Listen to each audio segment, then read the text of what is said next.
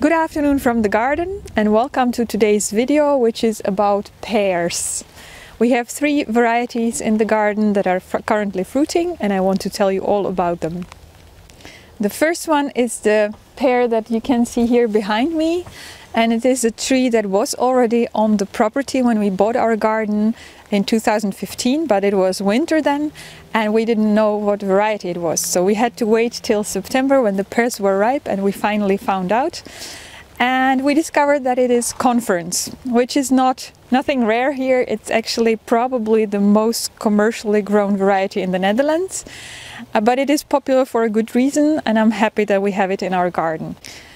Conference was introduced at the end of the 19th century by the English nursery Rivers and Son, which is a nursery that introduced many great fruit varieties that are still popular today, and Conference is probably one of their best. In the Netherlands it's still grown commercially on quite a large scale, and the reason for that it has many good properties. First and foremost, of course, is the taste. It is a very good dessert pear. Like I said, it's my kids' favorite pear, but it is also good not only for fresh eating but also for cooking. I like to make compote with it that we then eat in the mornings with our porridge. But you can also press juice from it or you can dry it, and I'm planning on doing a lot of that because we have a bumper harvest this year. But the tree also has a good disease resistance, especially against scab that many fruit varieties are susceptible to. And it is self-pollinating, so if you only can plant one variety, then Conference is a good tree to choose. And even more interesting, it can even set fruits without pollination, so-called parthenocarpic fruits. And this happens, for example, when there is a lot of frost damage at the time that the tree is flowering. It can even then set some fruits, and these will then not contain seeds. The tree that we have is a huge tree because it was grafted on a seedling rootstock and planted many decades ago. I suspect it could have been in the 70s when these gardens were founded. And that means that in a good year we have tons of fruit. One last thing, Conference can be stored for about 1 month in a cellar, stored naturally.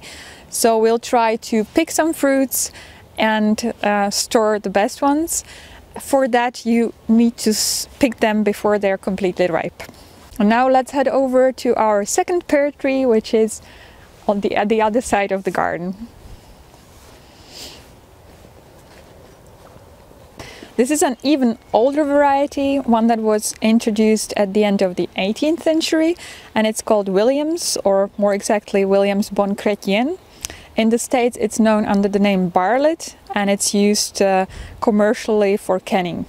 It's an extremely juicy and sweet pear with a musky aroma, which some people adore and some like less. For example, my children really prefer Conference, but this is many people prefer Williams, so it just comes down to your taste.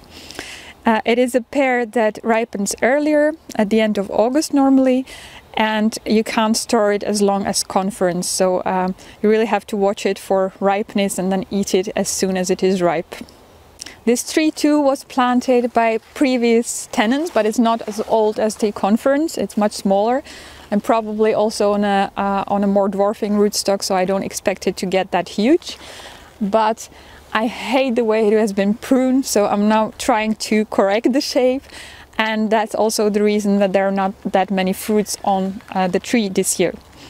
But it's worth it for me to not have so many fruits for a few years maybe, and then have a better, stronger tree. There's also a red mutant of Williams pear, and it's a very beautiful, it has very beautiful fruits, so I really wanted that one in my garden too. So I planted the tree on a dwarfing rootstock, but it's not fruiting yet.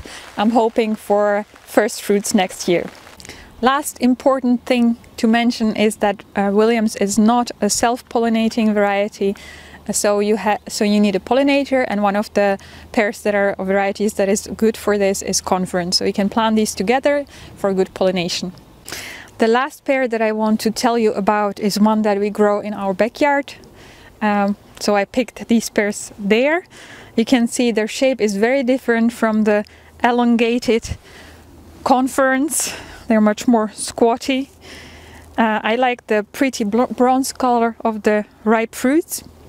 The variety is called Beurré Chaboceau, or Jefkes pear in Dutch, and it was bred in the 18th century in Belgium. It's not even really known in the Netherlands, so I don't think it's known abroad at all. But it's nice to, when you grow your own, to also include some of these old local varieties and keep the diversity alive. These pears too are very sweet, though definitely not my favorite, but the tree has another very interesting characteristic for organic gardeners, and that it's disease resistance. It's one of the most disease resistant pear varieties, so definitely a good one to choose if you're growing organically. So these were the 3 pear varieties that we have fruiting in our garden now, but we have planted 2 more, which I expect to start fruiting next year. So maybe we'll do a pear tasting video then. Let me know in the comments what pear varieties you're growing and how they're doing for you, because we still have room for maybe 1 or 2 varieties on dwarfing rootstock. If you enjoyed the video, please give it a thumbs up, and I'll see you again next time. Happy gardening!